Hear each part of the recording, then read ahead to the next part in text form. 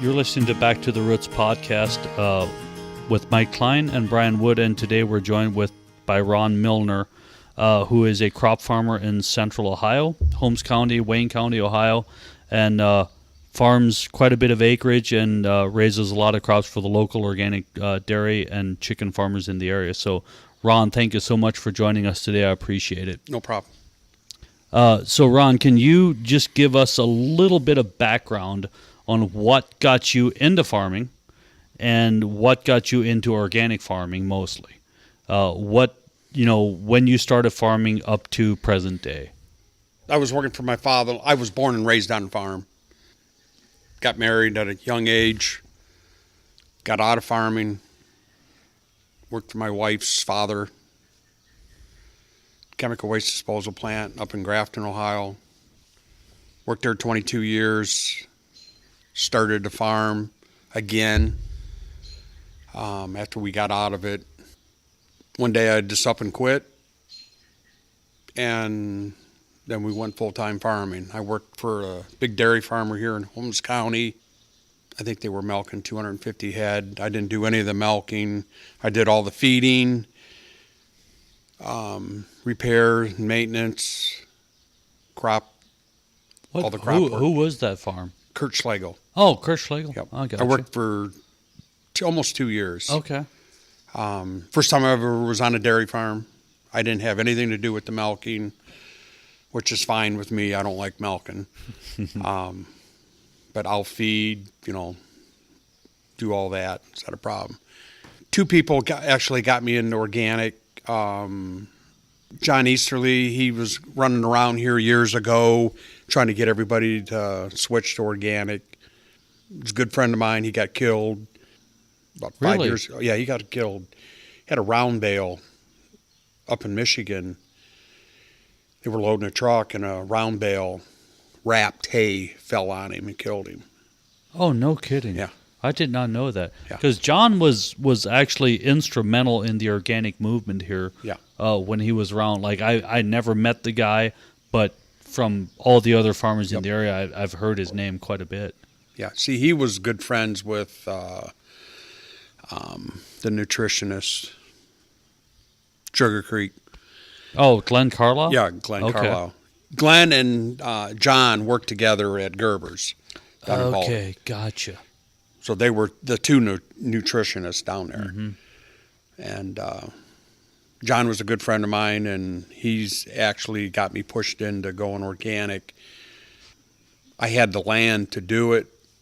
It was all strip ground, and we just jumped right on board. I think it was 2004, 2005. I took over the land up here, about 150 acres, and just making hay, horse hay. Mm-hmm. So was that horse hay to support the wife's habit or for other people? Both. Both. That's what I did on the weekends. And I mean, that's actually what helped us get going here, mm-hmm. money-wise, because of all the Amish mm-hmm. needing horse hay. And we had a lot of hay, and that's what really helped us out, financially, So what year was this? Sorry. 2002. Okay. And so right when the organic movement in the area was starting to kind of get some life, because the first route of milk started in 2002, then more in 2003, and then okay. So you were here right at the beginning of the movement. Yeah. Okay. So we moved down here in 80 from Elyria in 81, 82. We lived in Millersburg. And you commuted to Grafton, which was, what, an hour and 15 minutes? In the mornings, you could make it in an hour. In an hour. Okay. I mean, that's flying. That's 4 o'clock in the morning. Mm-hmm. I mean, I got up 3:30, out the door at 4, and I wouldn't get home until 8, 9 o'clock. I mean, I worked some serious hours. Wow. 22 years. So now that you're farming, you work way less hours, right? Oh, yeah. A lot less. So when you came to the farm, were you, did you have organic in mind, or did you you knew that it was an option and had to be talked into it by your... It really didn't. I mean, like I said, I worked in a chemical waste disposal plant, and I seen a lot of Roundup being burnt. I mean, that, they brought in, because this was the third biggest incinerator in the United States. I mean, I seen a lot of stuff. Just wanted to get away from chemicals. My mom, they farm, basically chemical free. Back when she was growing up, they were what they called back then a truck farmer. They took all their stuff to Cleveland produce there, and they had chickens, milk. They made their own cheese, vegetables, fruits. And was there something that was like holding you back from going organic, or was it like, I guess what I'm getting at is a lot of farmers that we work with, they got some sort of hold up that will keep them from going organic, whether it's the sprays or the seeds, or with dairy farmers it's antibiotics or whatever. Was there something that was holding you back from that, making that decision? Nothing hold me back. In life, I like challenges, and organic is a challenge. I mean, anybody can spray Roundup, and that's easy. But I like going out, walking the fields, and looking, what's going on. I think in the organic world, I have met the most interesting people that I've ever met. In a good way, right? In a good way. I mean, I'm serious. I mean, 5 years ago, Mike Klein is probably the biggest one that's gotten me to do these kind of things, be on the farmer panel, doing this. 5 years ago, I wouldn't have done it. Mm-hmm. But Mike, he sort of brought that out of me. And that's the thing that I find kind of crazy, because before I had the job with Organic Valley, I would hear Kevin, my brother-in-law, and my brother Tim, and everybody talking about this Ron Milner guy. And no idea who this was. And then I started working here in the organic, and then I realized that every farmer that I go to, there's, from where we're sitting within 25 miles, there's 125 to 130 organic farms. Okay, Organic Valley farms. There's more Horizon dairies and chicken farms as well. So let's say probably around 150 within 30 miles of here. And every single one knew Ron Milner. And that's what showed me that you were here early on, and you obviously have good quality crops, because there's a lot of organic growers that you hear their name, then all of a sudden you never hear their name because the quality isn't there. And what you've done on a lot of strip mine ground, is amazing. Right.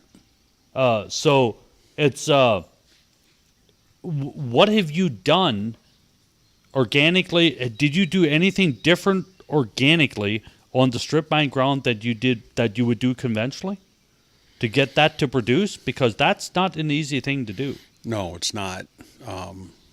Did a lot of rock picking. A lot of rock picking. My kids will vouch for that, and just watching what's going on. Spreading a lot of chicken litter, rotation. The one thing I haven't quite figured out is how to make it rain when we need it, because the strip ground will be one of the first grounds to dry out. There's just no, especially up here, when they stripped that was all woods. They went in, took all the trees off, salvaged whatever topsoil they could. There is no subsoil, and it wasn't premium farm ground, so it didn't have to be put back the way they originally got it. So there is no subsoil. You dig down 2 foot and there's rock. shale. And so when it goes dry, it just, nothing grows, nothing. But, when we start getting rains, we do all right. I think June 22nd, I got 74 acres down here, Roy Miller, bottom ground. That came available. He wanted it organic. I helped Emmanuel Weaver transition 35 acres, I think it was. Then there was 74 acres that Roy had, and he liked what I did, and he actually came over here on his four-wheeler one Saturday afternoon and asked if I was interested in farming it. And I said, yeah. I mean, I didn't even hesitate. Beautiful ground. But just June 20th was my last, it's organic now. So that's a good thing. Mm-hmm. So how many acres are you farming now? I think there's just under 380. Okay. And that includes the 60 acres it's under my certificate, my father-in-law down in Coshocton. Okay. I mean, at some point in time, we'll farm that. Mm-hmm. But we just kept it. It's just, there's 700 acres down there, and I think there's only 60 acres tillable. Okay. So it's a deer habitat. Mm-hmm. And what are you all growing on that 380 acres? You must be growing quite the variety if you're serving all the local dairy farmers and all the organic farmers nearby. Right. There's 178 acres of hay. I think we had 90 acres of oats. There's 30 or 40 acres of corn. We had to destroy 7 acres of corn. A lot of wheat. Saturday, we just got the last of the wheat off. There were 68, 70 acres of wheat. Didn't do good this year. The wheat didn't do good this year? Was it too wet early? Too wet. Okay. Then, I mean, the one thing that's wheat doesn't like is that February, March. I mean, it started warming up. And wheat started turning green. And then in March, we got, 10 below. And it just looked like somebody went in there and sprayed Roundup on it. And it stunted the growth. Didn't till her right. Because last year you had the nicest wheat Yep. I have ever seen, organically or conventionally. Brian, you've never seen wheat like this. The rows, what is the spacing on your rows and on your 7 drill? inch. 7 inches. And there was like a 3-inch gap. They were tillered that much. I mean, it was crazy. And what was that up on top, like 25 acres? Yep. And you saw like 12 wheat plants in the whole 25 acres. It was unbelievable. We got pictures of it. I mean, it ended up 80 bushel wheat, but I guarantee it should have been 100 bushel plus. But it was that March weather that we had that just wheat cannot handle that. And I used to grow a lot of barley. Barley can't handle that, and I gave up. So what is your rotation like as you're doing? It sounds like you're primarily in hay with 170 acres or so, but do you have a rotation that you try and go through from hay to small grain to a little bit of corn? Or Yeah, I mean, we used to go hay, corn, then beans, then take the beans off and maybe try to get some wheat in, try to double crop. But we just haven't been able to do that. Just trying a lot of different things. Are you still growing beans? No. No. When was the last bean crop you had? Would have been last year, I think. Okay. So no beans at all this year. Mm-hmm. Was that a challenge wheat pressure-wise, or why did you decide to not grow beans? It just, because of the cultivating and stuff, Okay. and I mean, I like to cultivate and stuff, but it just, you got to start cutting stuff out when you're getting into a lot of hay, because when you got to make hay, you got to make hay. Mm-hmm. And this year's been a challenge. Yeah. It's been a real challenge. Do you have a good market for hay? Oh, yeah. I mean, you must if you're growing that much, and is it the quality that keeps people coming back for it? Yeah. And we try to, in this year, have we foyer fed? Nope.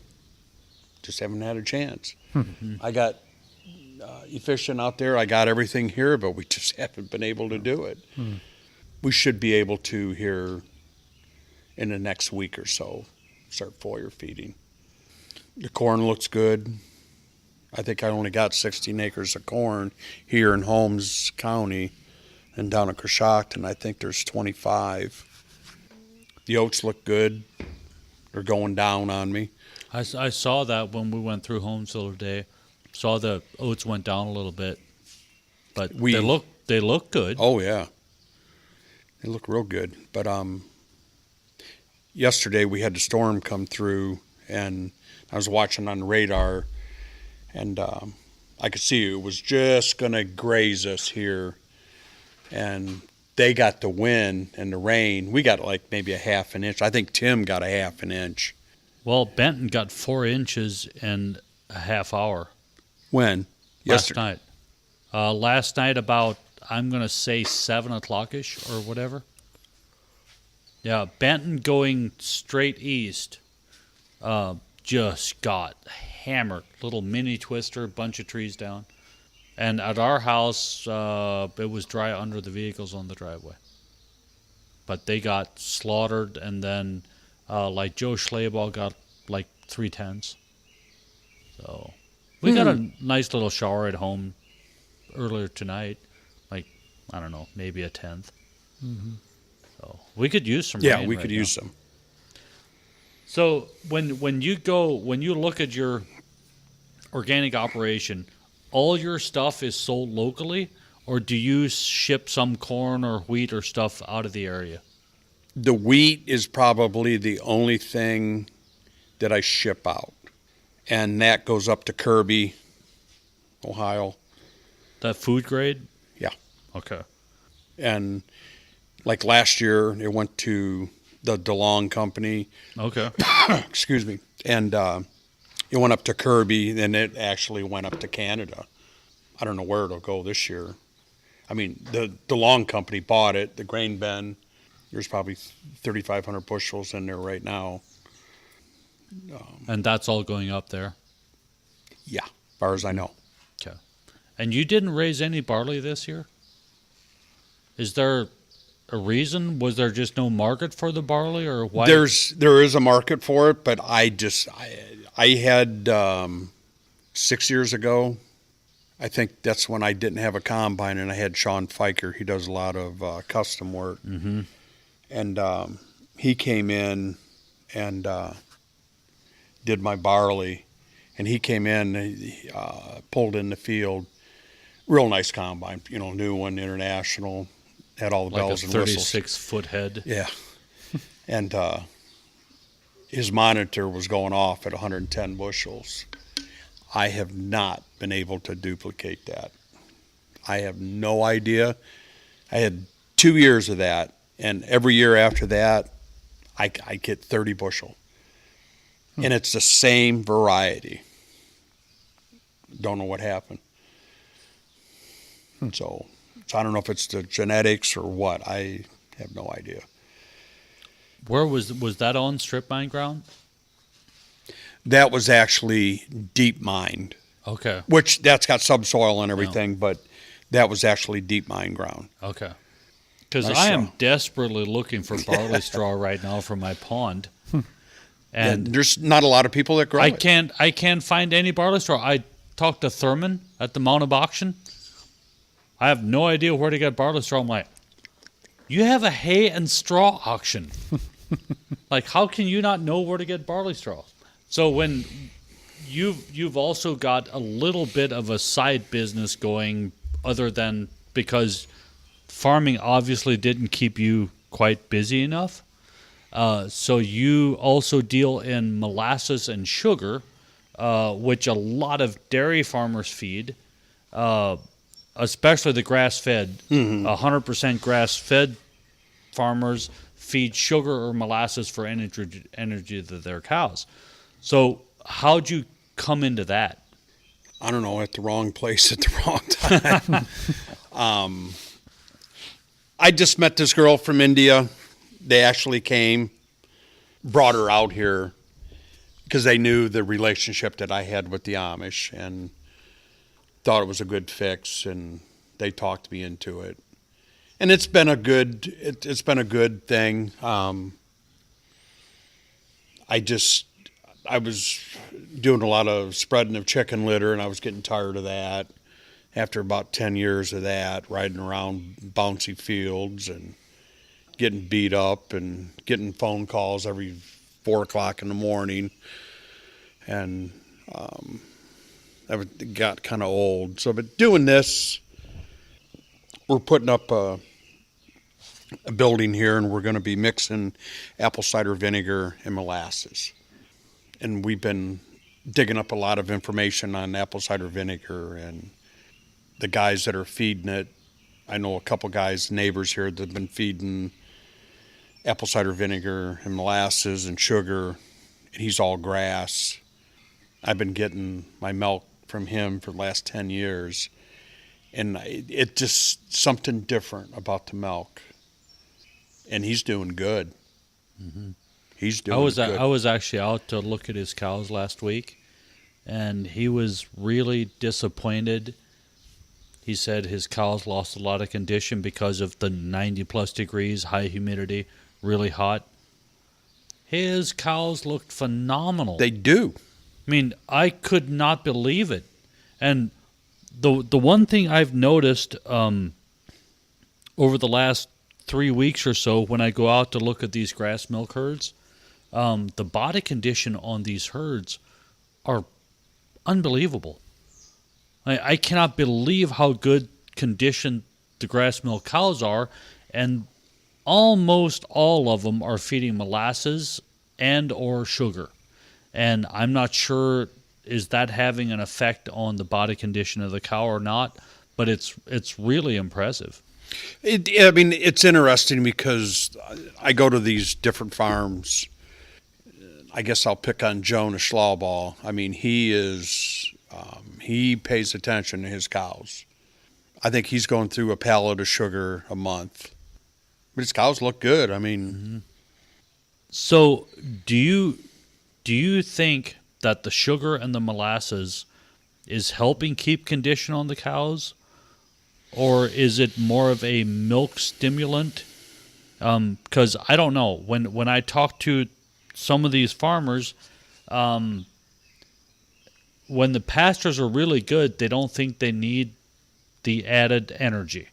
But then as the pastures die down or go into head, I shouldn't say die down, go into head, they start feeding it again, and they're getting a boost in body condition and milk. So I don't know, is it a long-term solution or not?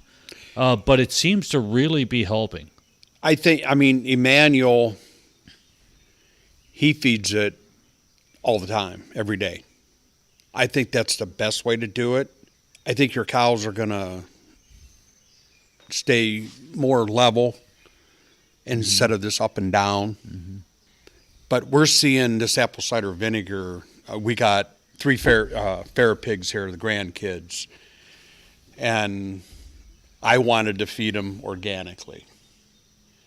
But TMK couldn't get a mineral pack for... Seriously, Cher? Come on. Well, no. Oh, no. It was... I'm what kidding. It was, they had to buy a ton.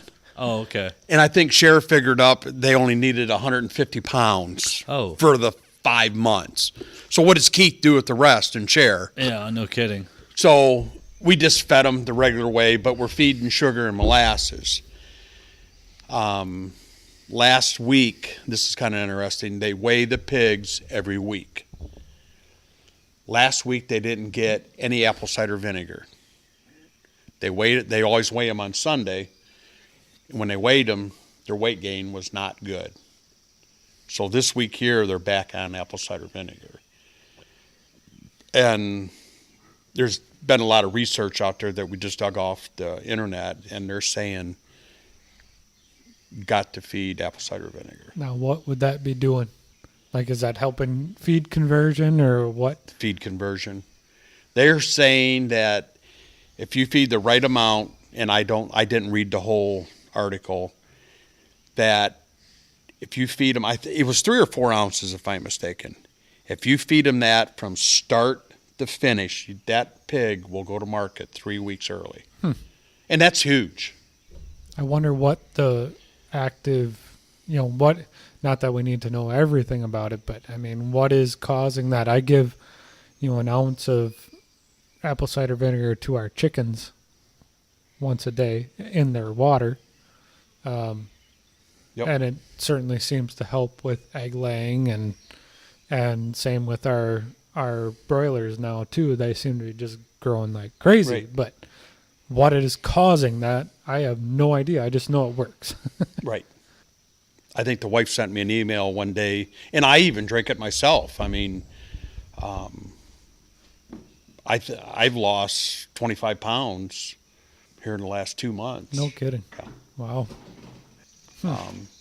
Well, the one thing I have heard is that it will help to, if you eat a poorer diet, especially for Right. people that eat a lot of fast food or something, they're going to be acidotic, and just like a cow could be acidotic, and that's part of the reason that they feed vinegar to acidotic cows, and that will lead to hoof problems, if they're acidotic, and the pH will balance out a little bit by drinking apple cider vinegar, by feeding the cows apple cider vinegar. I don't know if it's doing the same thing in us, that it's just Right. balancing out the pH. I mean, the one thing I've noticed here, as I'm building this barn here, I mean, it's been hot. And if I get drained, I go and we get a lot of bottled water, and I just take a sip out of it, and I pour 2 ounces in, and if it's ice cold, I just down it. And it just seems to give you a boost of energy. I wouldn't have thought that would have gave you energy. But reading that, it does. Now, they're even saying that heat stress for cows should be given it to them. I didn't know that. That's actually the one thing that I've noticed this summer is the grass-fed herds, the cows tend to handle the heat stress way better. And I don't know, is it because of how hard the body has to work to digest the grain, where the body temperature of the cow is higher because of digesting the grain. But the heat stress is definitely different, and I have absolutely no science to back this up whatsoever. It's just observation. And the other thing is that red clover and alfalfa, any legumes being grazed, up the MUN level, the milk urea nitrogen level in the cow, which gives the cow a different smell, which attracts flies, which makes them bunch, gives them the squirts because of the higher protein, and then when they bunch, they can't handle the heat. So there's a small group of farmers that we're working with to try to monitor this to see, okay, is this just like a crazy harebrained thing that farmers are seeing, or is there actually something to it?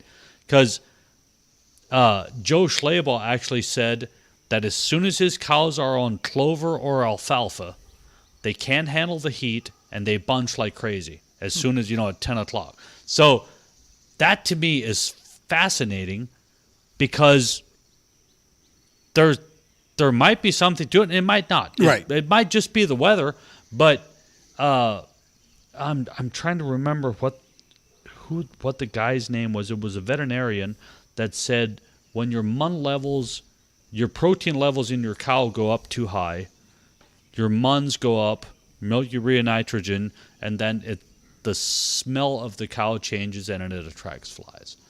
So I don't know if there's actually something to it, but that's interesting to me. Like, I love seeing that kind of stuff on Right. farms. Right. So it's I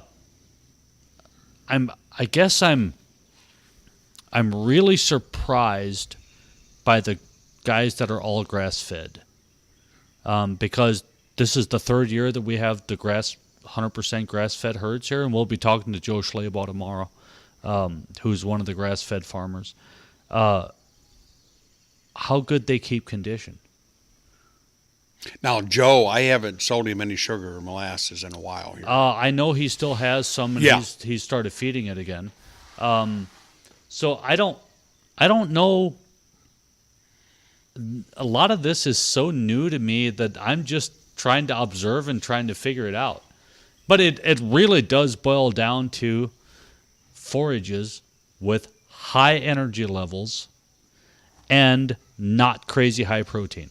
Mm-hmm. So in talking to Joe, and we'll ask him tomorrow, if what he's looking for is an NEL of 0.7, 0.72, high energy, 17% protein.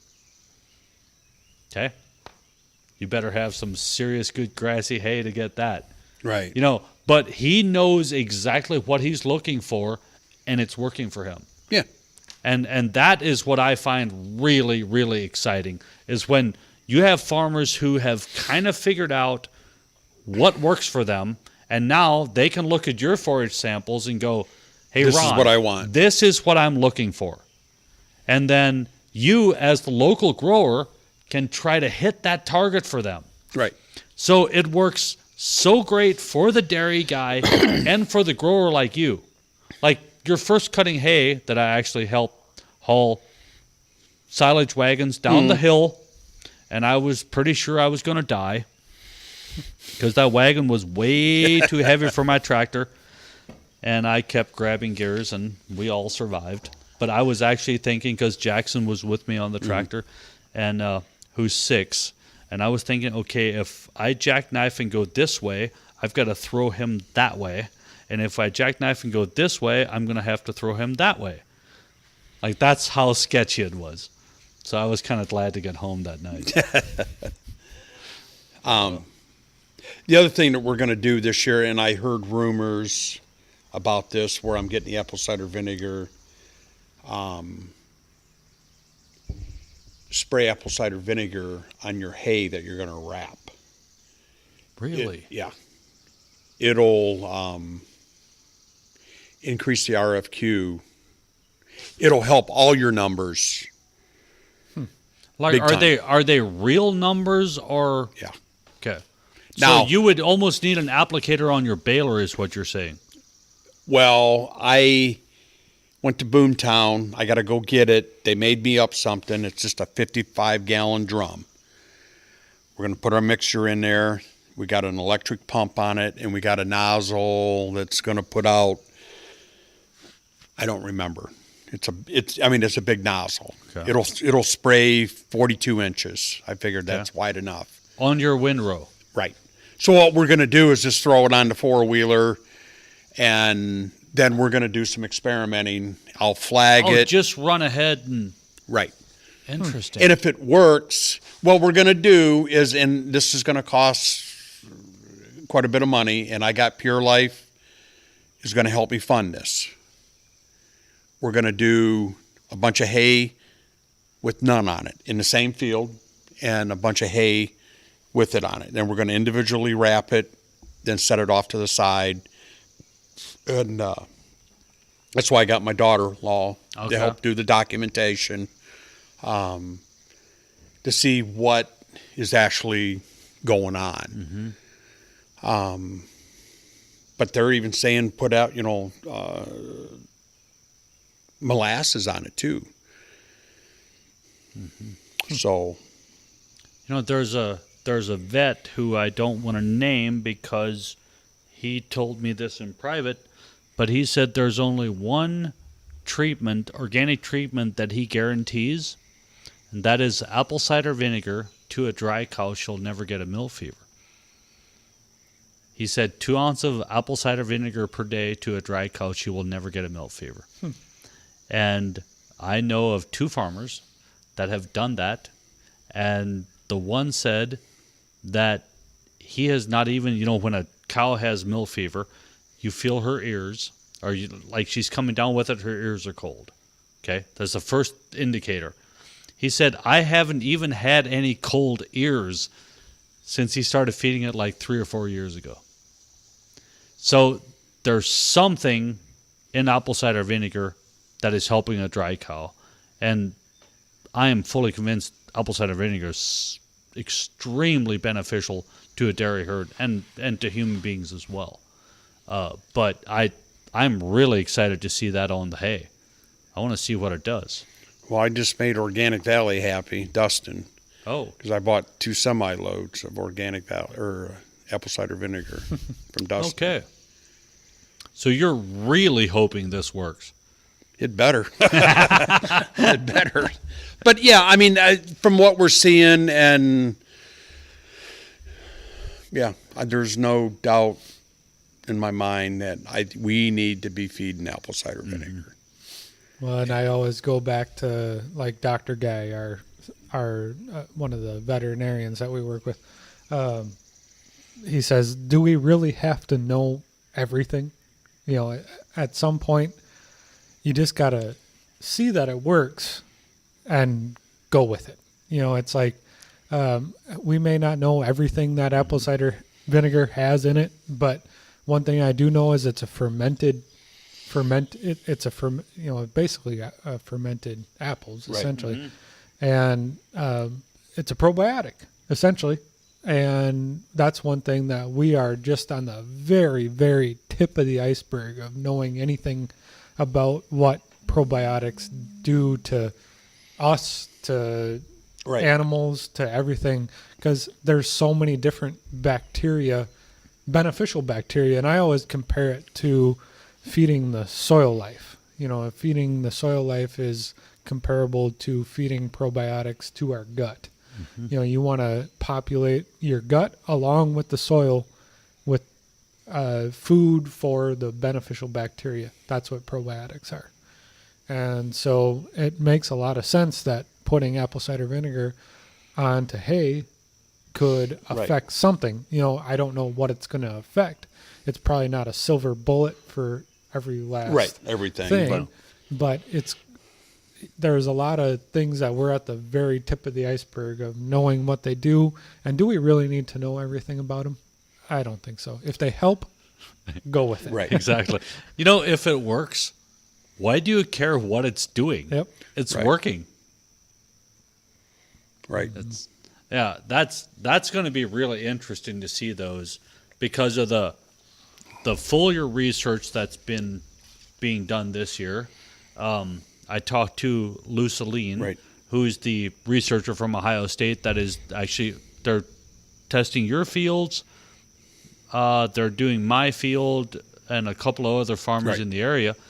And she is ecstatic about what's happening in some of these fields. And Well, at first, didn't they say that foliar feeding doesn't do anything? yeah. Well, Didn't you get upset? And I got upset about that. I wouldn't say I got upset, but I would say that I might have challenged what they were Right. saying. But because I had no research to back Right. it up other than visual and like Jeff Miller, who we talked to earlier today, he's been watching this for 4 years.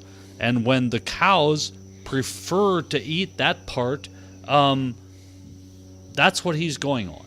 So from what I was seeing and what they were saying, I didn't necessarily agree with. Right. So now we are going to legitimately have actual university research to show it. But when she called me last week, she was really excited. And she said it's too early to get excited, but I'm really excited about what's happening in your field. So now, supposedly they were going to spread chicken litter on that today, and I told him just to spread everything. Right. So even if they do the plots and everything, Right. it'll, yeah. So, Well, Now, you see, know, they but- got yeah. Go ahead. the hayfield up there on 83 across the road from TMK. Okay. That's one of their test plots, Okay. and that's my nicest hayfield. And I mean, that alfalfa, it gets, it's bottom ground and it gets tall. that's- I mean, it's nice stuff. I mean, and see, mine's all clover. I didn't put any alfalfa in that seeding because that field was absolutely horrible. It was conventional Roundup Ready beans and corn rotation. Which, that's the by piece way, above. yes, Okay. above Levon's. By the way, beans and corn is not a rotation. But since the late 90s, mid to late 90s, hasn't seen any manure until you hauled manure on there. And so I didn't dare put alfalfa in it because I thought I don't know where the fertility is, but that red clover, it looks phenomenal. A little bit of a boost. He's going to spread chicken litter on it. I'm going to foliar spray it one more time, and then we're going to see what third cutting does. But, it's not great, but compared to where it was when I Right. first seeded it, when you seed 9 acres into sorghum Sudan and you get 7 bales off of it, you might, 7 4x4 round bales, you might be lacking in nutrition in that field. And that's where we were. So now, last year we got 240 bales, 4x4 bales of hay off of it. And we're at 140 some through 2 cuttings this year. So it's coming alive, Right. but we have to keep feeding it. So so when they're doing the research on that field is exciting to me because depending what they find, that is really going to help marginal ground because this is not good ground. Like all the topsoil on the hills is in the valleys. Right. The waterways they were washed out 2 feet deep beside each side of the waterway after 20 years of no-till. I thought no-till was, Right. Supposed to Yeah. prevent that. yeah. So, interesting stuff. But, like Roy Miller down there, how long his blacktop driveway is. Yeah. And Gary Mass has been farming that since 1988. And it's been corn, beans since 1988. And Roy, after the second year, had rain at night, next morning, that night crawlers going across his blacktop driveway. He said he'd never, ever seen that. After 2 years of being organic, not spraying. Because they sprayed, or not sprayed, but knifed in anhydrous. Yeah. And we know what that does. But, Roy, he's 76 years old, and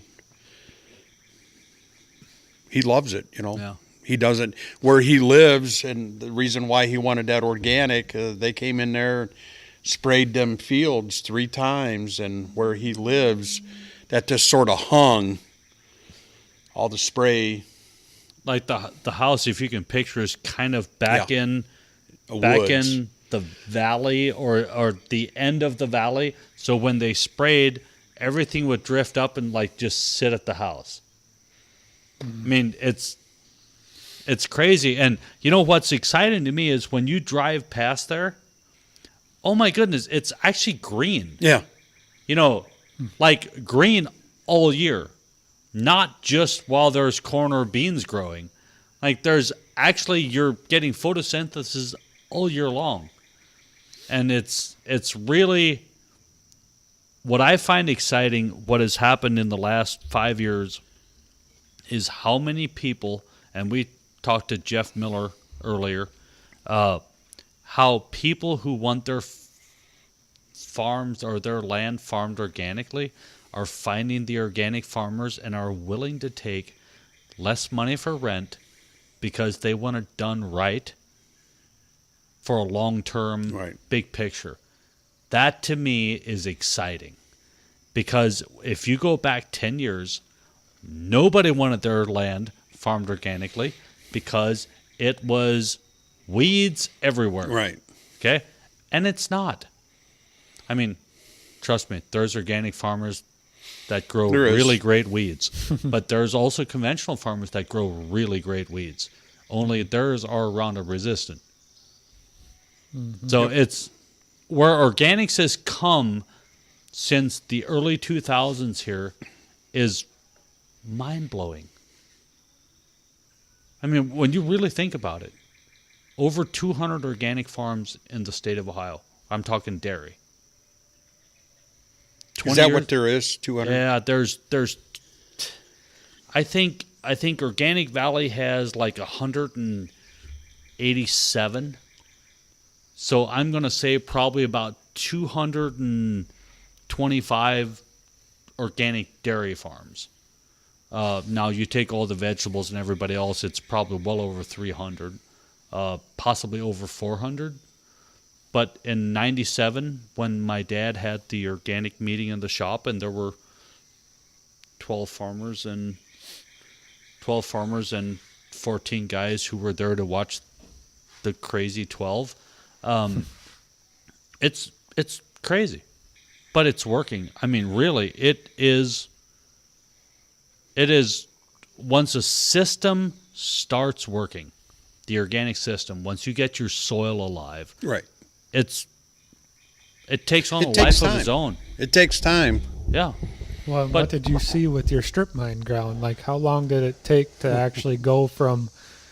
I'm sure you would argue you're still not at 60, but 0 to 60 is probably a ways away, but 0 to 40 where you are right now. How long did it take you to go from strip mine ground is I'm not too sure what we're going to do with this to, okay, we've done enough here that I feel comfortable that we can grow a good crop? I mean, when I first took it over, I got an International 1066. It's turned up 150 horse. At the time, it was a 4-bottom plow. I couldn't even get the plows to sink into the ground. It was that hard. By getting the ground turned over,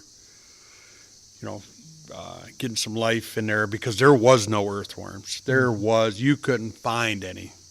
They're there. It takes time. Mm-hmm. It takes time. How long? I don't know. 4 years. That's what we've seen is probably 3 to 5 years of solid commitment to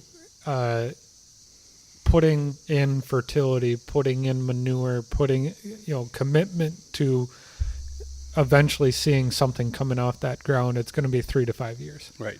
You're never going to see that, like I said earlier, that silver bullet just like, boom, here we go. This is what's going to do the trick for you. And good. I'm glad that doesn't happen, because that means there's an organic system that you have to follow.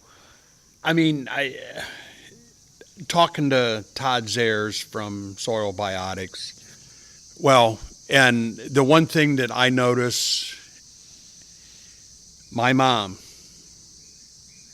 always said, my old boss always said, you could never go back-to-back years of wheat.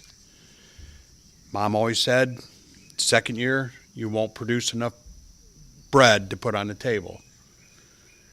And I said that to Todd. He said, you could do it. You got to foliar feed and use Soil Biotics, Soil Boost. I got a piece up here, and I'm kind of embarrassed to show you right now, but it's been in the wheat 5 years. Back-to-back years. This year was the first year that I seen a big thistle patch in the middle of the field. It's only 4 acres. I'm just experimenting, but there's a thistle patch in there. We saw that on the way here. And we saw the thistles, and they've gotten in there pretty good. But if you would have seen that field back in 2005, that field was a perfect thistle field. That's 30 acres. Mm-hmm. And actually, when I took that over, Holmes Limestone gave me that. I wanted to put it in hay, and I asked a lot of the old timers around here, have they ever seen a lime truck on it? And I said, nope. So I had Home Soil and Water come out. They did soil samples. Long story short, we planted alfalfa in it in the fall. Soil analysis came back. I just ignored them. Following year, first cutting, every seed that I planted came up. But in the middle of the field, the alfalfa would only get 6 inches, and that was it. Around the whole outside of the field, the alfalfa was normal. So was it Joe Crispin? Christner. Christner, I think. I told him about it. He came out. We resampled. We just did it in the middle. When he got the soil analysis back, he pulled the first ones and put them side by side. He says, Ron, he called me and he apologized that he missed that. There was zero magnesium in that ground.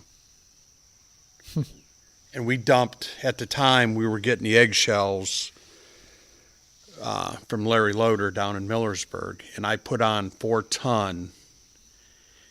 And what we seen is we spiked the ground in calcium, but there's no magnesium in eggshells.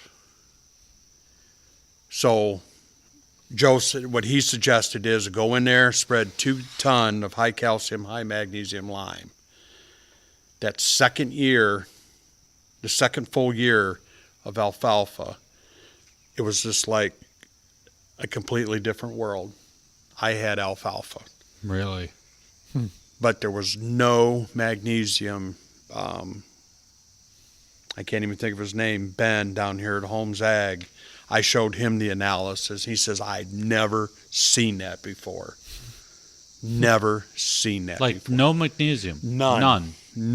And he said that's unusual because your high cal, high mag lime is your cheapest lime, and that's what everybody bought. Mm-hmm. So he's saying that is, what he was saying is nobody ever spread the lime on that field. Mm-hmm. Never. Wow. And that's the reason why we had the thistles. Mm-hmm. But by putting those eggshells on there, the calcium took care of the thistles. Gotcha. It's the easiest way to get rid of thistles in your field, if you ever got thistle, a little small patch, just take some drywall, throw it down there. They won't be there. Just take some drywall. What is drywall? Calcium. Gypsum.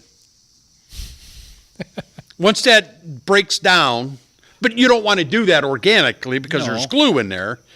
But I mean, I was told that years and years ago.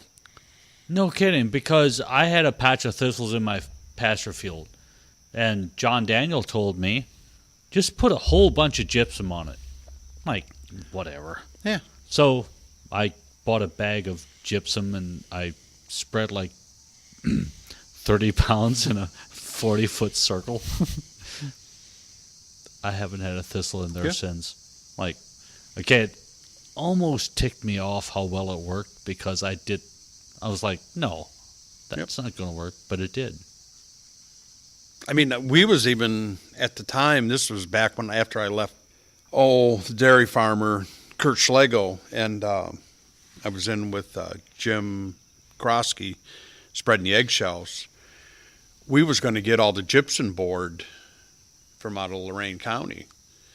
They were looking for a place to dump it, and we were going to set up a grinder and grind it all up. Okay. Mix it in with the chicken litter and spread it. Oh, no kidding. But that wouldn't have been organic approved. Because of the glue. Yeah, because of the glue. Well, every weed is an indicator of something you're lacking. Right. Mm-hmm. That's just something, and I don't know enough about chemistry to be able to say which weed is showing what sign, but there are people that can look at your fields and say, you got thistle?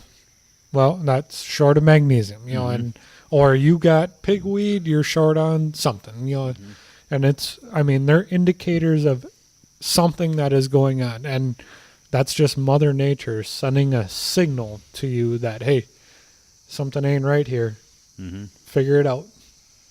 And I think that's what's so exciting about organic farming is you learn how to control all that working with Mother Nature instead of what John Kemp calls the warfare paradigm. You find the problem and you kill it. Mm-hmm. Okay? Which is going to do what? Just cause more problems. Right. Which brings me to the ragweed allergy is because of you're deficient in copper. Okay? Ragweed. I think, okay. Now, I'm going to put this disclaimer out there. I'm pretty sure it's deficient in copper. But when you have a ragweed allergy. So, when they did the tests on the soil where ragweed was prevalent, there was a deficiency of, I'm pretty sure it was copper. Okay? So, a perfect correlation. Okay, so ragweed allergen and ragweed prevalent in your soil is the exact same thing. So if we can learn what works for the soil, that's going to work for us too. Mm-hmm. And it's going to work for the animals and it's going to work for the whole system. But it's just a matter of being observant and seeing what it is. And having people a whole lot smarter than me explain to you why it is. But that, I still remember that was on a pasture well we had down at Irvin Barkman's when that came up. And that stuck with me. That was like 5 years ago with John Kempf. And the correlation between what causes a problem in the soil and causes a problem in humans is the same thing. Mm-hmm. Well, it explains a lot of the allergies and illnesses that we see and all the people these days as they're eating a lot of food that's coming off of ground that is chemically farmed, NPK farmed. You know, that's the only thing that that is put on the ground is nitrogen, potassium, and phosphorus, and that's about it. And the way that somebody described it to me was that well, actually, it wasn't described to me. It was in, do you know the name Michael Pollan? Mm-mm. He's an author. And he said that soil will, we are what we eat is what his point was. And we all know that. But the point that he was making was that the crops that we grow are grown with N, P, and K. And our crops become... They rely on that to grow. And so it's the same thing in us, is we lack the micronutrients because we're not getting any of it. And so it leads to the problems that we see because we don't get it out of the food we eat. So we almost become lazy human beings just because our crops are also lazy. Right. Because they're relying on N, P, and K. You're just getting three things, and that's it. Yep. Well, when you look at the old corn hybrids, were meant the root system was bred to branch out to grab nutrients, and now corn they don't branch out because everything is put right next to them. So now something that I never really thought of. You're right. You know. Because everything is GPS and everything is put right there. Right. Okay. So when we took Jake's, what was that meter that he had? Where we connectivity meter. Yep. In the row of corn, like all the nutrients are zapped, and when you go 30-inch rows and you go toward the middle of that row, there's nothing. Like there's nothing taken out of the middle. Like, it draws all the energy and everything right next to the row, but the root system isn't there.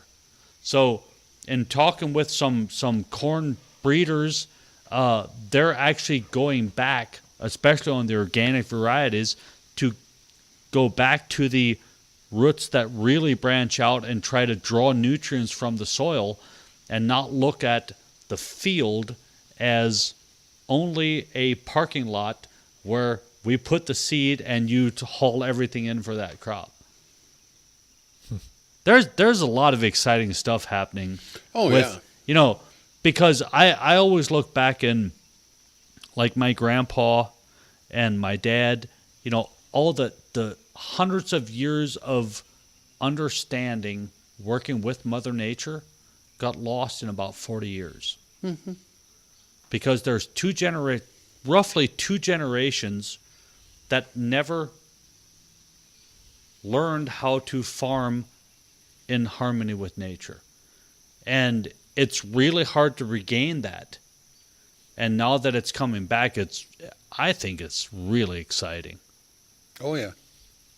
For There's every a lot of action, there is an equal and opposite reaction. Yep. And Yep. we are seeing it. Yep. Yep. So, well, Ron, we don't want to take more of your time. I really appreciate you had a long, hard day, busted a hydraulic hose, spreading chicken litter, doing all the work, and Dealing with your brother-in-law. I know. I will just apologize for my brother-in-laws, all three of them, and well, let's No, not you mention can't. the- I mean, Kevin's Kevin's Yeah. a good guy. Yep.